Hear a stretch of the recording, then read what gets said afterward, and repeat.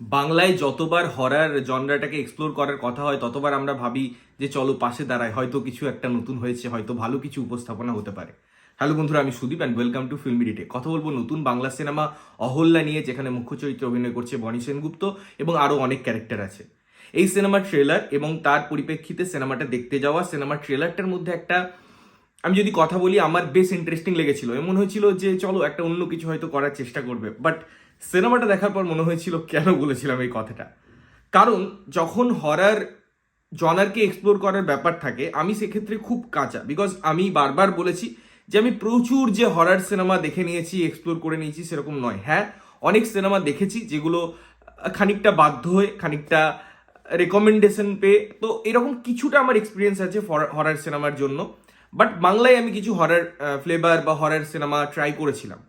এই সিনেমা যদি আমি প্লট লেভেলে কথা বলি বা বেসিক রাইটিং লেভেলে কথা বলি, সেক্ষেত্রে মেকার্সদের চিন্তা ভাবনাটা ঠিক ছিল যে হ্যাঁ, একটা ইম্পর্টেন্ট স্পেস দেওয়া যেতে পারে ঘটনাটায়। যে ঘটনাটার যদি গল্পর কথা বলি, একটা অ্যাপার্টমেন্ট, সেখানে একটা মেয়ের সাথে বনির বন্ধুত্ব হওয়া, অবশ্য বাচ্চা মেয়ে, তাদের রিলেশন, এবং তার বাবা মা যে একটা আফটার ম্যারেজ যে জিনিসগুলো হয়, সাংসারিক যে কলহগুলো হয়, সেটার দ্বারা নিপীড়িত, এবং তার ফলে সে একটা কানেকশন জড়িয়ে নেওয়ার চেষ্টা করছে। এবং পরে বনি রিয়েলাইজ করছে যে পুরো জিনিসটা একটা ভৌতিক আবহ, তাদের অলরেডি মার্ডার হয়ে গেছে বা হয়নি, তারা এক্সিস্ট করে না, তারা ভূত।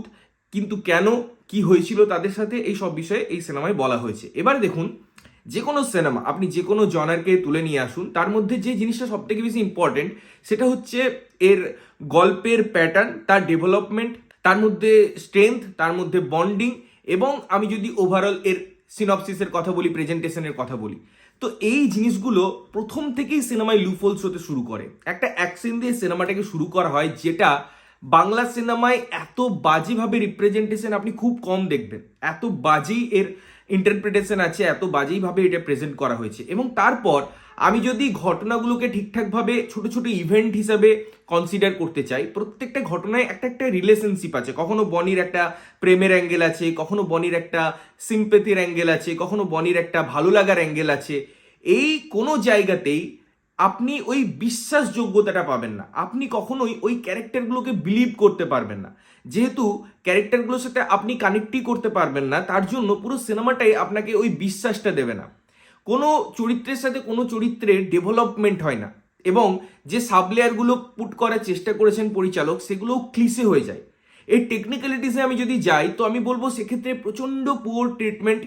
হ্যাঁ, ভিজুয়ালি কিছু কিছু জায়গা দেখতে ভালো লাগে, তার যে সাসপেন্স বিল্ড আপটা, সেটা কিছু কিছু জায়গায় ওয়ার্ক করে।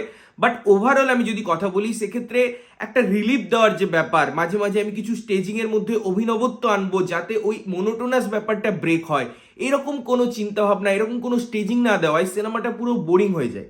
এবং যেহেতু আমি পাস্টের ঘটনা দেখছি বা জানতে পারছি, তখন যে জিনিসগুলোকে আরও দৃঢ়তার সাথে আনা, আমি কথা বলবো যে আরও বিশ্বাসযোগ্য করে তোলার ঘটনা, সেইগুলো একদমই তৈরি হয় না বিল্ড আপ লেভেলে। বা সিনেমাটা মেকিংয়ের ক্ষেত্রেই আমি বলবো তাদের মধ্যেই মাইন্ডটা, ভিশনটা ক্লিয়ার ছিল না, তারা স্টোরি বোর্ডে কাজ করেনি, তারা কিছু কিছু টুকরো টুকরো ঘটনা হয়ে গেছে, ইভেন্ট হয়ে গেছে সিনেমাটা। যেটা আমরা বারবার বলছি, এরকম অনেক সিনেমার ক্ষেত্রে এই প্রবলেমটা ইদানিং দেখা যাচ্ছে। বনি সেনগুপ্তের ক্যারেক্টারটা আমি বলবো তাও ভালো করার চেষ্টা করেছে, তার জায়গায় অনেকটা আমি বলবো যে এই ক্যারেক্টারটার জন্য তাকে ঠিকঠাক মানিয়েছে।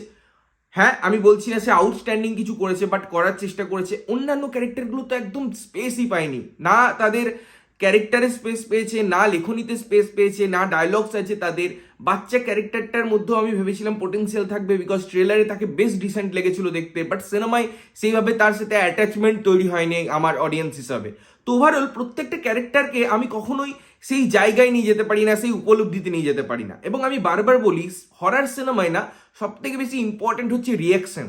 আজকে আমি একটা ভূতকে যদি স্ক্রিনে এনে দিই, সেটাই যতটা না ভয় লাগবে, ওই ভৌতিক ব্যাপারটা বা ভূত আছে এই উপলব্ধিটা বেশি ভয় লাগায়। এটা কিন্তু আমরা হলিউডের যখন বড় বড় ভূতের সিনেমা দেখি, সেক্ষেত্রেও এই ট্রিটমেন্টে ইউজ করা হয়।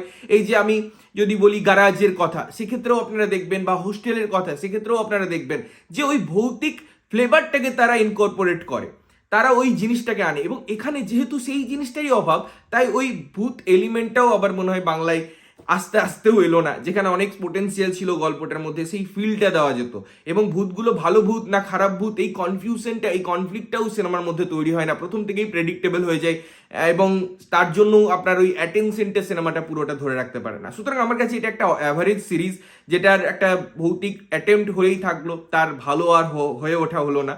তো এই ছিল আমার মতামত অহল্যা সম্পর্কে। তোমরা যদি সিনেমাটা দেখেছো কেমন লেগেছে জানিও, না দেখার প্ল্যান থাকলে বা যদি না দেখে থাকো তাহলে অবশ্যই গিয়ে দেখতে পারো এবং দেখে এসে আমাদের জানিও কেমন লাগলো। ততক্ষণের জন্য ভালো থাকবে, সুস্থ থাকবে এবং সবসময় ভালো জিনিস দেখবে। চ্যানেল যদি প্রথমবার দেখছো লাইক কমেন্ট শেয়ার করতে হবে, সাবস্ক্রাইব করতে হবে যাতে প্রত্যেকটা নোটিফিকেশন তোমাদের কাছে পৌঁছায়। ততক্ষণের জন্য টাটা।